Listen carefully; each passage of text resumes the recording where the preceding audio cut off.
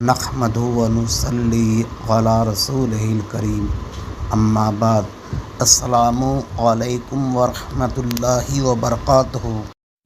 اگر آپ نے ابھی تک اس چینل کو سبسکرائب نہیں کیا ہے تو اسے سبسکرائب کر لیں۔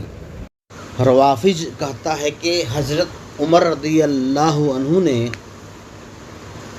حضرت فاطمہ الزہرا رضی اللہ عنہا کے مکان میں آگ لگائے۔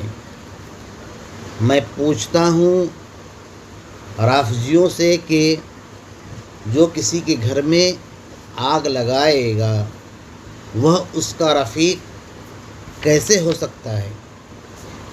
حضرت علی و حضرت فاروق اعظم رضی اللہ عنہما ایک دوسرے کے رفیق تھے۔ حضرت عمر رضی اللہ عنہ کوئی فیصلہ بغیر علی رضی اللہ عنہ کے مشورہ سے نہیں کرتے تھے۔ حضرت عمر رضی اللہ عنہ فرماتے ہیں کہ اگر علی نہ ہوتا تو عمر ہلاک ہو جاتا۔ حضرت علی رضی اللہ عنہ فرماتے ہیں کہ رسول اللہ صلی اللہ علیہ وسلم کے بعد افضل شخص حضرت ابوبکر صدیق ہیں، پھر فاروق اعظم ہیں۔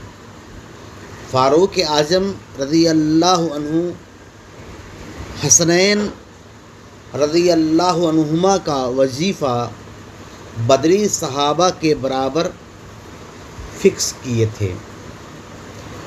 روافض نے یہ بہتان حضرت عمر رضی اللہ عنہ پہ اس لیے لگایا تاکہ لوگ ان سے نفرت کریں کہ عمر فاطمہ الزہرا رضی اللہ عنہ کے گھر میں آگ لگائے تھے۔ وآخر دعوانا الحمد للہ رب العالمین۔